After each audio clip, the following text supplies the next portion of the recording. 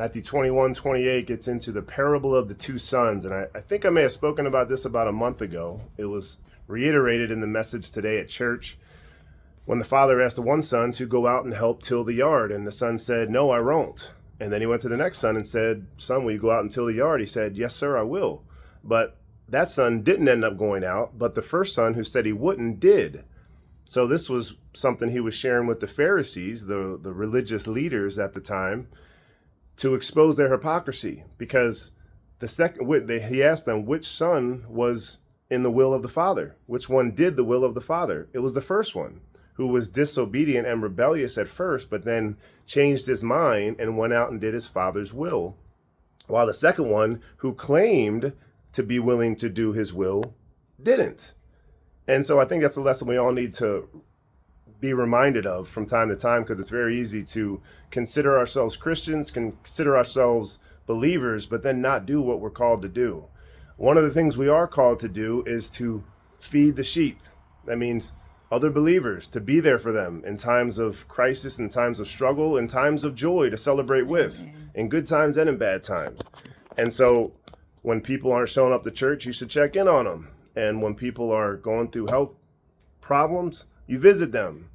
All this to say, we have a cherished member of our congregation at Core Church, the one and only Adah, who is with us now.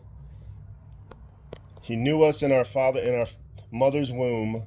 He had plans for us, just like he did for her. And do you have any words of wisdom, Adah, you'd like to share?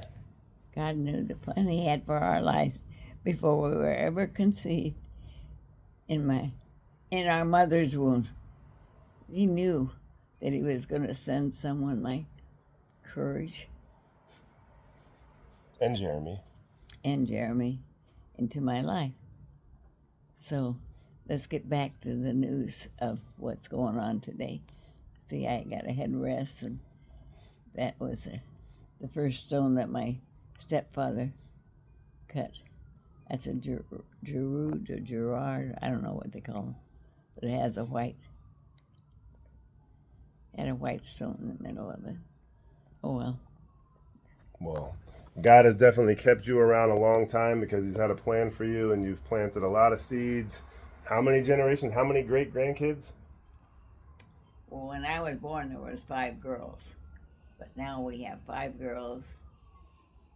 When you were born, how many great grandkids? Well, you have great grandkids. Yeah, I'm talking, but I can't keep track of that. So, but there's 6 girls and 2 boys. Great, right now? Wow.